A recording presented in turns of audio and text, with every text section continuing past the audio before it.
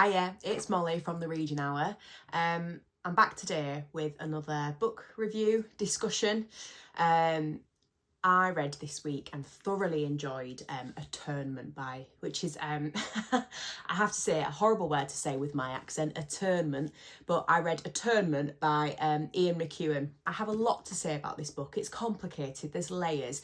I've really, when I read this, I tried to read it really closely. I did some annotations. So yeah, I'm going to do my best. But Atonement by Ian McEwan, 5 stars. Let's talk about it. So one of the most interesting things about Atonement for me is the way that the book is structured. So we have 3 parts and then a section at the end that kind of wraps everything up very well, in my opinion. The first part is set at a beautiful English country house owned by the Tallis family, and we've got 2 main characters, the 2 main sisters. Cecilia, they have an older brother, but there's Cecilia, who's just come back from university from Cambridge with a disappointing third, and she talks about that quite a bit, but she's definitely the more sort of grounded, confident of the 2 girls. And then you've got Bryony, who's much younger. She's also quite an unusual character. She's quite obsessive. She's a writer. She sort of lives her life through her stories and her characters, and she sort of struggles to see the bigger picture. She is young. I think she's only like 12 or 13, maybe even younger. But she's definitely quite an unusual child. As well as these 2, we have Robbie, who is the son of the housekeeper, who Jack Tallis, the sort of the father figure of the house, has taken under his wing and is paying for his education. So the first part of the book is an unfolding of the plot of just one day. There's a flirtatious sort of argument between Cecilia and Robbie, and a vase gets broken and the piece drops into the fountain, and Cecilia in this sort of like very sort of outrageous display. But you realise as a reader it's you know, them understanding their sexuality and how they're interacting with each other in you know, as this sort of hidden layer of how much they sort of fancy each other, essentially.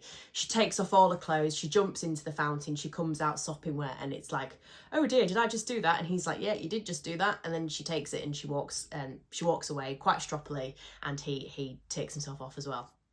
And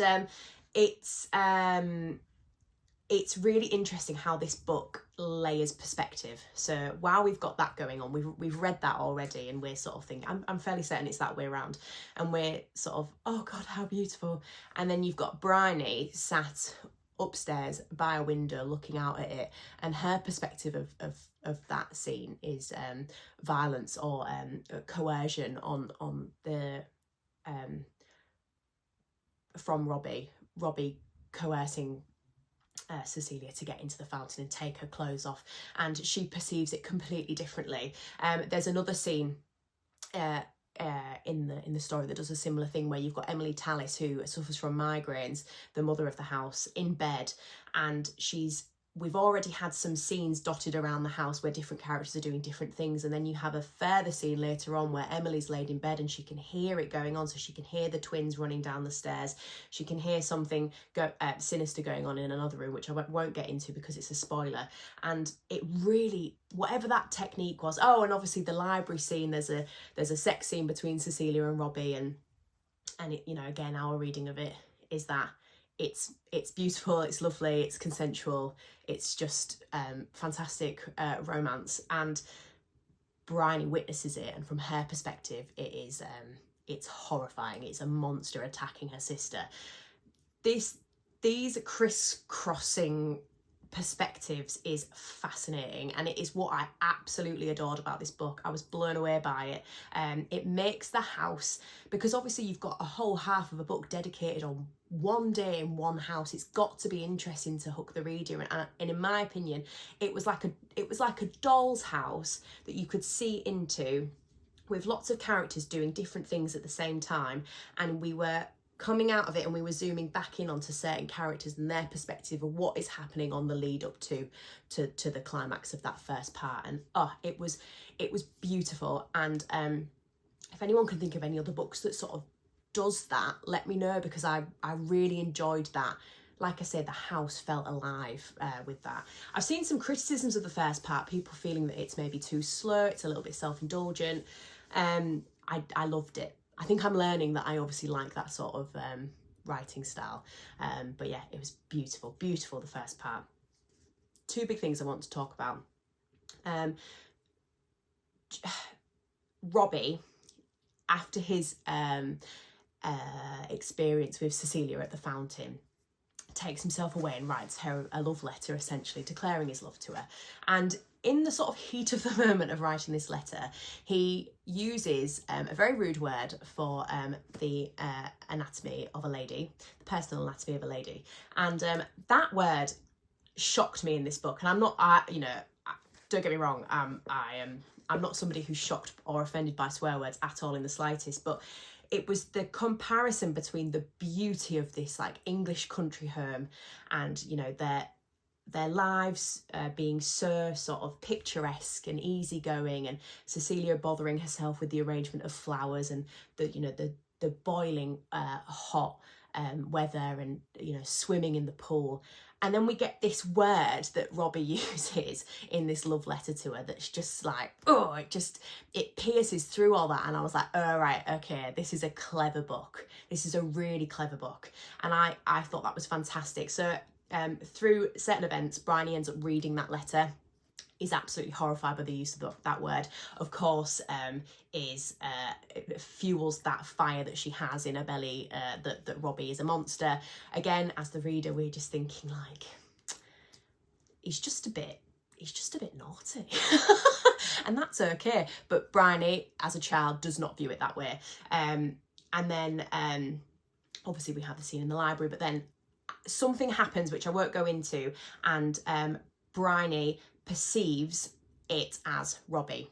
She lies that it's Robbie, and she makes a claim against him that he's done something horrendously violent and horrible that he hasn't done. It's unclear as to if she actually sees the person or not who's actually committed the crime, but she's so wrapped up in what she's invented so far, and it's almost like she's gone in too deep, and she's not able to turn back. And so she has an interview with the police, and she says that Robbie committed that crime, and Robbie ends up going to jail. And it's very sad. It is incredibly sad, because while this is happening, we have got the lead up to the Second World War, and all that time that Robbie and Cecilia should have together is taken from them through his incarceration, and then subsequently part 2. So part 2, the writing style changes completely. We get a section about Robbie being at war and what he experiences while he's trying to get to the beaches of Dunkirk to evacuate. And yeah, we get some quite interesting sort of sections about that. I would say I enjoyed those sections, but it lost that musicalness for me. But there's a reason for that, and it's because again, I believe he was trying to compare the beauty of that first part and their lives, and what could have been promised to them as young people in that period of time, being in love with the war, and you know, I feel like it was a tribute to every sort of love lost during that time, and how so many couples were and families, but specifically young couples, were split and lost each other. And then the third part is Bryony, in an attempt to atone for her sins, becomes a nurse through that period. And so we get the two perspectives of Robbie at war during that time period, and Bryony training to be a nurse. So there's I just want to comment a little bit on something that you know, I don't have an English literature degree or anything. I'm not you know, massively familiar with sort of talking about the techniques that a writer might use, and what techniques make a good book and what techniques make a not so good book. But I feel like with my sort of minuscule amount of knowledge that I have, that Ian McEwan is a master of show and don't tell. So there's three things that I want to talk about here that I sort of made notes of and sort of annotated while I was reading it. 3 things, so bear with me. The first one, when we're in love, when we need to face that person, or when we need to have a conversation with that person, one might struggle to get themselves ready to see that person. And I literally mean, you know, what am I going to wear? How am I going to do my hair? Outfits that I was comfortable in initially, I'm now not comfortable in. I'm a typically quite fairly confident woman, but now I'm struggling to know what earrings to put in order to face this person that I'm so madly in love with. And there's a section with Cecilia, and again, so beautifully written, but where she's trying on a dress, and then she's looking in the mirror and she's going, no, not that one. And then she's going back and she's putting some earrings in, and then she's like, oh, but my lipstick now doesn't match with this, and she changes it. And there were two things that I loved about this. Number one is that it really, again, showed us, it didn't say Cecilia was nervous about seeing Robbie again, showed us how, you know, and in such a beautiful descriptive way, how she's anxious about facing him, and she wants to get that outfit right, excuse me. She wants to look dramatic, she wants to, you know, blow him away with how beautiful she looks, and I loved that. And also how Cecilia kind of did the opposite with me. If I tried on two outfits at that point, I'm starting to get sweaty, I'm starting to get tearful, oh god, what am I going to wear?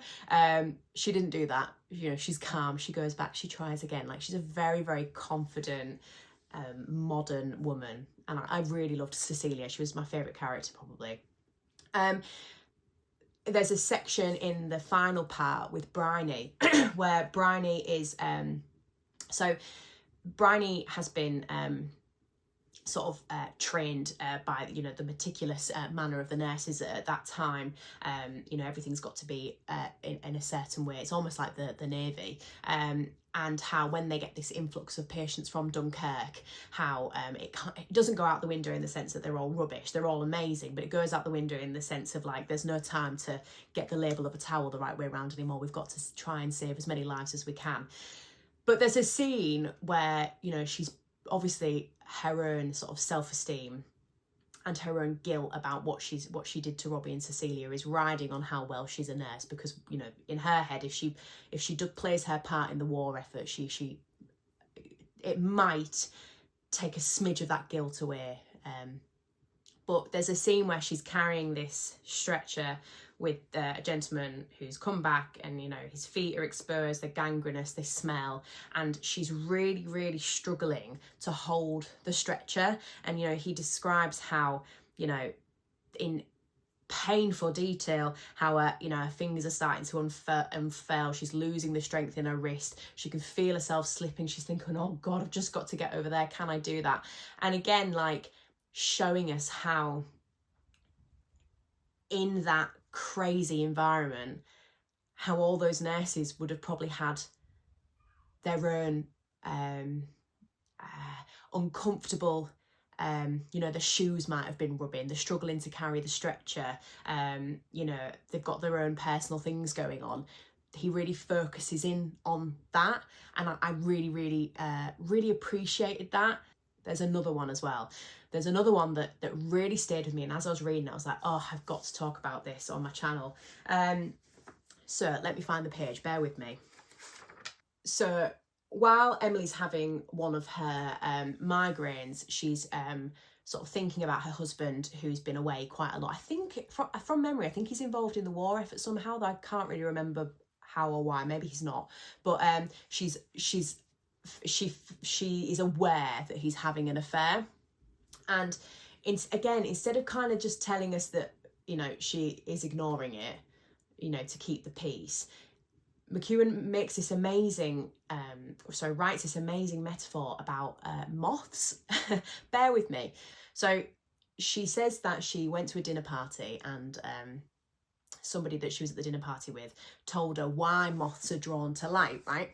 And she compares that with her own situation with her husband and her husband's affair. So I just want to read this to you, if that's okay. So he had told her that it was the visual impression of an even deeper darkness beyond the light that drew them in. Even though they might be eaten, they had to obey the instinct that made them seek out the darkest place on the far side of the light. And in this case, it was an illusion. It sounded to her like sophistry, or an explanation for its own sake. How could anyone presume to know the world through the eyes of an insect? Not everything had a cause, and pretending otherwise was an interference in the workings of the world that was futile and even lead to grief. Some things were simply so.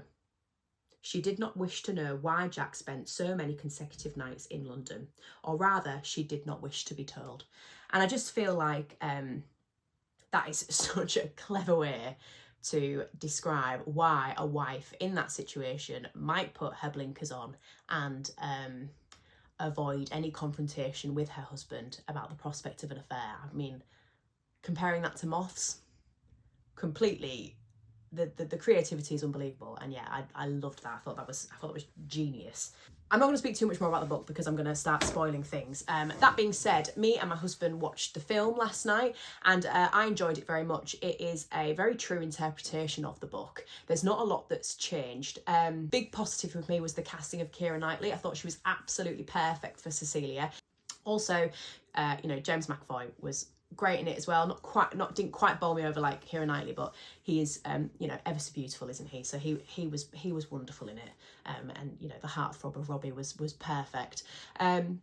Bryony as well was played by Saoirse Ronan, and the talent of very, very young Saoirse Ronan was undeniable as well. So yeah, I thought the casting was great. In terms of the actual film, it's so beautiful. You've got this typewriter score running behind the back of it all the time as well, which was, you know, very sort of tense. Because it's so true to the book, it may be, this was my husband's criticism, he wanted something really big to happen. He felt like there was lots of build up and then nothing particularly big or satisfying came from it. And I think that's because that's not really the nature of the book. The book is the journey and the exploration of the themes and the sadness. And I think my husband felt that it needed something a little bit more. But that being said, it was beautiful. Yeah, very true to the book. But ultimately much preferred the book in my opinion. But if you're like me and you like to cry, that sounds awful, but if you like a cry, if you like to read a book and then close it and then sort of lay fetal in your bed and sort of contemplate the world and, you know, sort of feel pretty awful, but kind of in a sort of weird cathartic way, I think you'll love this one. You know, equally, if you've not enjoyed it, let me know why. I'd be interested to know. I've seen quite a few criticisms of that first part being a little bit indulgent, a little bit slow. But yeah, obviously, the more I read and the more I talk about what I've read on my channel, I'm realising that that seems to be what I enjoy. So so yeah, thank you for watching. As always, I hope you've enjoyed it, and I hope I've convinced somebody out there to read Atonement by Ian McEwan. But yeah, I'll see you next week. Bye!